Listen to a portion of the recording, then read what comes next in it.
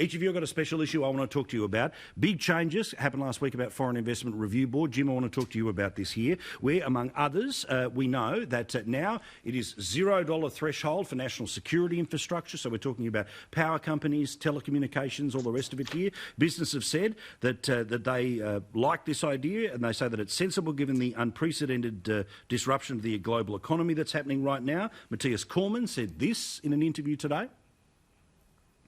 Our foreign investment review framework applies to all countries equally. I mean, Australia relies on foreign investment so that we can continue to meet our full economic growth potential. And in order to ensure that we can continue to attract foreign investment from all around the world, it's very important that Australians can have confidence in the integrity of our foreign investment review arrangements, so that wherever there is an issue where a potential foreign investment proposal is contrary to our national interest, there's a capacity for us to take action. Even the bloody Labor Party liked the idea. The direction of this is sensible.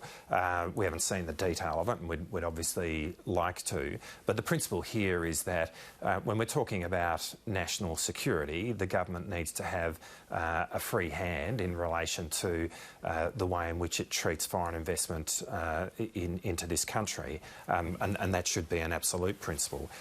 All right, Jim, so we'll wait and see until they eventually, of course, fight this all the way and then vote for it in the Senate, which is normally what happens with these things.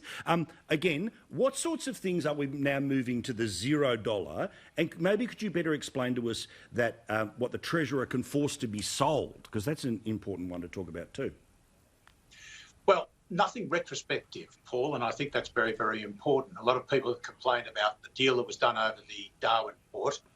But the Treasurer has come out and said that they're not going to make this retrospective, but in the future, and this won't come into being until the 1st of January, in the future, after this law goes through, if something is approved but subsequently found to have problems, they can force a sale. I think the real significance of this is that for the first time for a long, long time, 45 years, we really are talking about bringing the sensitivity of national security into the decision-making in relation to Foreign Investment Review Board.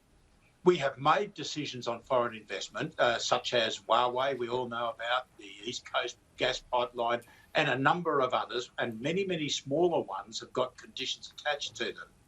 But the real significance of that is that we have finally stopped just talking about self-reliance, security, sovereignty, and we started doing something about it. And the one last thing I'd say, if I may, is that if we are in a situation where we have to apply a concept of self-reliance, of national security to foreign investment because of the change in the strategic environment we face, what else in this country needs to be seriously considered as to whether it passes the test for national security? I think that's the next big step for this nation after we get the economy back up.